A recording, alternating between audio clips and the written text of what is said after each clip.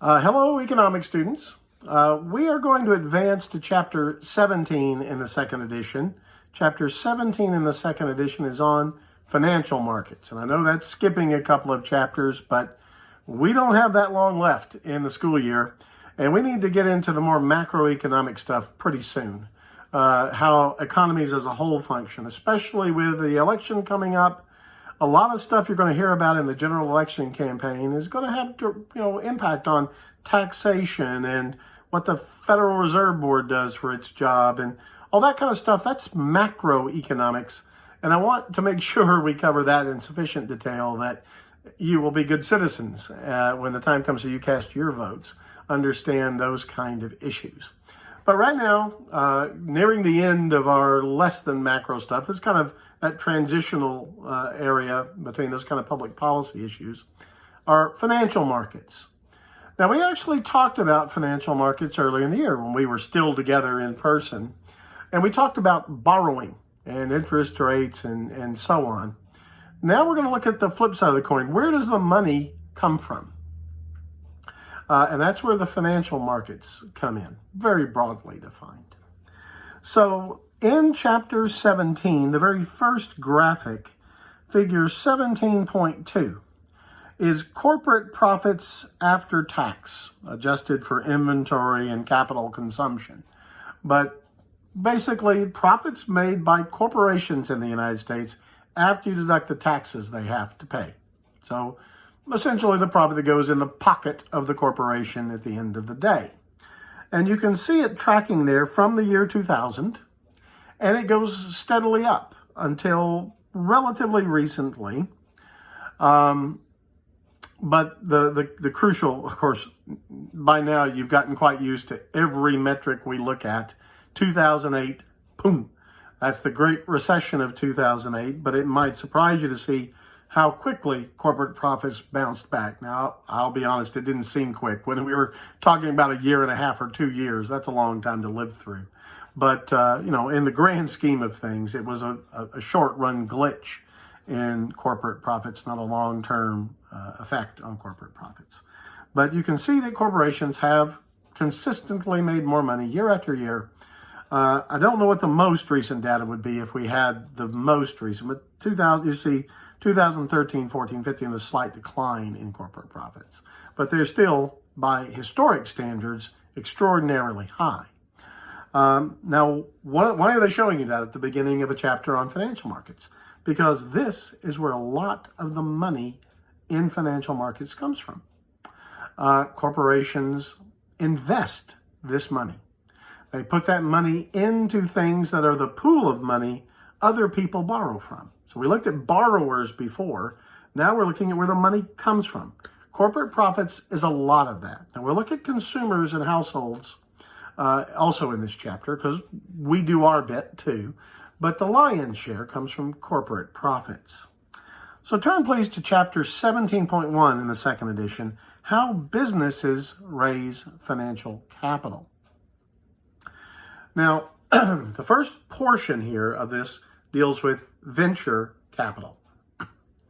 Venture capital is the money companies get to start their venture, to begin their operations. And there are firms, venture capitalist firms, venture capital funds, that pool resources specifically so companies can borrow from them to get started with their venture. Where this has become almost legendary in the last generation has been Silicon Valley. People come in with big ideas, and the venture capitalists of Silicon Valley, looking at all this high-tech, stuff, information technology, the internet, all that business. Once upon a time, somebody had the idea for Uber, and he needed to get money to start Uber. He got it from venture capital firms. Now, why do they do this? Well, they get a chunk of the company usually. If you're a venture capitalist firm, that company's going to issue stock. You're going to get a piece of it. Okay? We'll talk more about the issuing of the first stock of a corporation called the initial public offering in just a minute. But If the company proceeds to succeed, then the company that's a venture capital firm has an ownership share in a successful company. Now, I say if. You should know that a great many companies, when they start up, lose money and go out of business in just a few months or years. A lot do. So venture capitalists are risk takers. They invest in new companies with zero track record. It's just an idea and a sharp pitch man trying to sell them on it.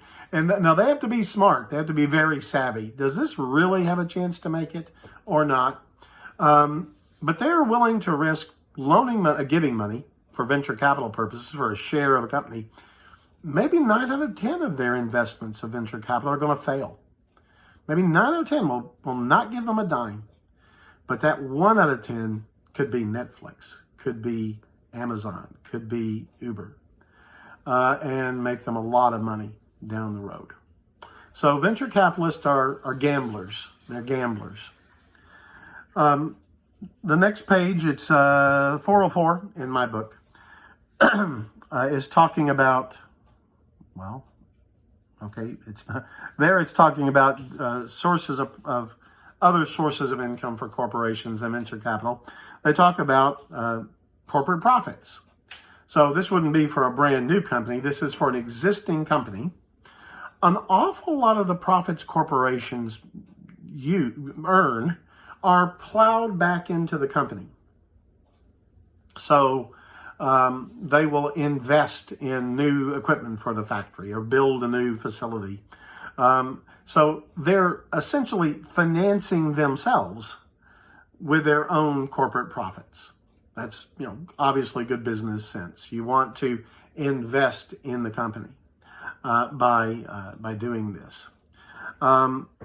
There's been a lot of talk, by the way, in recent years, frankly, much of the last 40 years, wages adjusted for inflation. Wages of workers have not gone up very much at all. For many years after the Great Recession, they didn't go up at all. They went down when you adjust for inflation. And there was a lot of talk. You saw how those corporate profits were going up, up, up, up, up. Why aren't wages going up? These companies are making a lot of money. Well, that's because they were spending that money on the corporation, but they weren't spending it paying the workers more. So you had companies earning a huge amount of profit and their workers get no raises or raises smaller than the rate of inflation. A lot of criticism of that. A lot of times what the companies were doing was paying off their debt. They were buying back bonds they had issued and buying back stock that was in the hands of the public. So this might very well make sense to the balance sheet of the corporation, though it's gotten a lot of criticism, those kind of tactics that financially help the corporation but don't necessarily benefit their employees at all.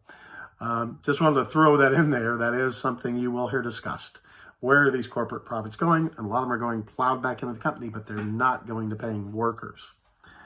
Okay, the next section is one of the places corporations get money is bonds and banks.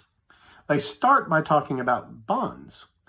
These are IOUs from the corporation. The corporation issues bonds.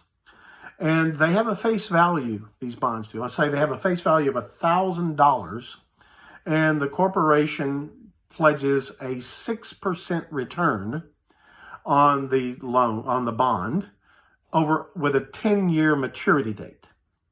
What that means is each year between now and 2030, the corporation will pay the bondholder 6% of $1,000 or $60, right? Yeah.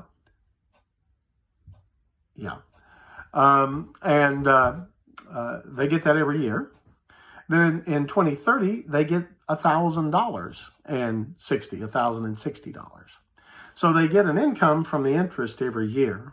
Used to be in the old days, they were literal physical tickets, little coupons attached to the physical bond, and people would tear those off and take them to the bank and get cash for them. And therefore, you still, to this day, you'll hear people refer to folks investing in bonds as an income in like retirement, and they'll say they live by clipping coupons. They don't mean that they're making a living, getting coupons out of the newspaper or something, or Groupon or something. They mean that they've invested in bonds and they have enough money that they can, make a meaningful income off of those interest payments on bonds. That's clipping coupons in the financial sense. But at maturity, you get back the $1,000 you gave to the corporation. You loan them $1,000. The bond is their IOU. They pay you the interest over the 10 years till it matures, and then at 10 years, they pay you back. If they don't, you sue them. If they can't pay you then, they have to declare bankruptcy. The company is maybe liquidated, and the bondholders get their money usually first in line. So it's a reasonably safe investment as long as the corporation is a respected, established company that's unlikely to go to business, or if it is going to go to business, it's got enough assets that you can liquidate it and pay off the bonds. The other issue is banks and corporations, ones that are established, ones that have proven themselves profitable, can often negotiate with banks for favorable terms on their loans. The banks want a sure thing to loan to because they want the income on the interest. And so you can get tailored loans for established profitable corporations from banks. So that's quite routine. The book also I talked about corporate bonds. What I said about corporate bonds, as the book points out, is every bit as true for government bonds. And they come, as you might imagine, in the different levels of government. A treasury bond or treasury note is from the U.S. federal government. Those are generally considered the safest conceivable investment. So far, the United States has not defaulted on its interest payments. A couple of years ago, there was some talk about the United States defaulting on paying its interest on treasury notes, but that would have such dire consequences. I think even in our dysfunctional Washington today, you're going to get the Republicans and Democrats in Congress and the White House agreeing to do what it takes to pay the bonds interest rates. That is almost certainly going to happen. It would be bad if we didn't pay our interest rates on our treasury notes. So that's the safest investment you can get. But there are also municipal bonds. Every city that's an incorporated city can issue bonds, and they do. So, for example, if you ever see during the election, your town, Colleyville or something, putting on the ballot, it's for the citizens to vote on whether to issue municipal bonds so they can get the money to pave streets or work on the sewer system or something like that.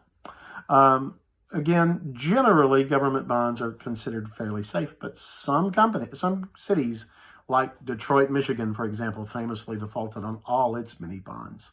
And that was just a disaster for Detroit. Part of the reason they're in the bloody mess they are financially, which sadly seems to be spilling over into the COVID-19 business.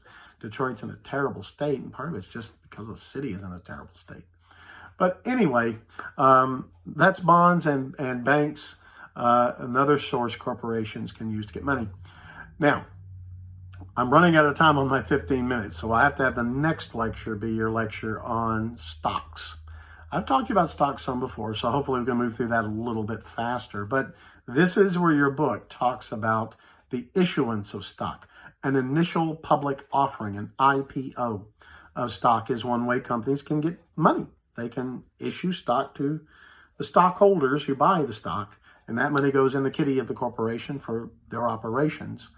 They will pay dividends out of corporate profits down the road to each shareholder, which is a little bit like the interest rates on a bond or something, but it's different in that the corporation itself determines how much to shell out in the form of dividends to shareholders, and it changes quarter to quarter.